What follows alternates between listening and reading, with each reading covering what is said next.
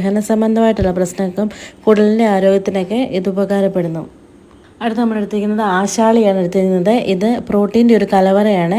ദഹന സംബന്ധമായിട്ടുള്ള പ്രശ്നങ്ങൾക്കും ഇമ്മ്യൂണിറ്റി ബൂസ്റ്റ് ചെയ്യാനും അതുപോലെ തന്നെ വെയിറ്റ് കുറയ്ക്കാനും ശരീരത്തിന് നല്ലൊരു ബലം ഉണ്ടാകാനൊക്കെ ആയിട്ട് ഒരുപാട് സഹായിക്കുന്ന ഒരു ഔഷധമാണിത്.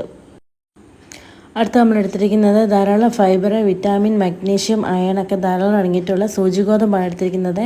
ഇത് വെയിറ്റ് കുറയ്ക്കാനും ദഹന സംബന്ധമായിട്ടുള്ള പ്രശ്നങ്ങളൊക്കെ മാറാനായിട്ട് ഒരുപാട് സഹായിക്കുന്ന ഒന്നാണ്. ഞവരേരി, ഉണക്കലരി, സൂചിഗോതമ്പ്, ആശാളി ഇങ്ങനെ ഈ 4 കൂടെ നമുക്കൊന്ന് കഴുകി അതൊന്ന് 2 മണിക്കൂറത്തേന് കുതിരാൻ വേണ്ടി വെക്കാം. കുതിരാൻ വെക്കുമ്പോഴത്തേന് നല്ല വെള്ളം തന്നെ ഒഴിച്ച് വെക്കണം. ഈ വെള്ളം തന്നെയാണ് പിന്നീട് നമ്മൾ വേവിക്കാൻ വേണ്ടി എടുക്കുന്നത്. ആ സമയത്ത് നമുക്കിതിനു വേണ്ടി ആവശ്യമായിട്ടുള്ള ഇലകളൊക്കെ ഒന്ന് പരിചയപ്പെടാം. ആദ്യം നമ്മൾ പരിചയപ്പെടാൻ പോകുന്നത് ദശപുഷ്പത്തിൽപ്പെടുന്ന മുക്കൂറ്റിയാണ്. നമ്മൾ ആദ്യം പരിചയപ്പെടാൻ പോകുന്നത്. ത്രിദോഷത്തിലെ വാതപിത്ത ദോഷങ്ങളെ ശമിപ്പിക്കുന്നു. അതുപോലെ തന്നെ പനി, ചുമ, മൂത്രാശയ സംബന്ധമായിട്ട്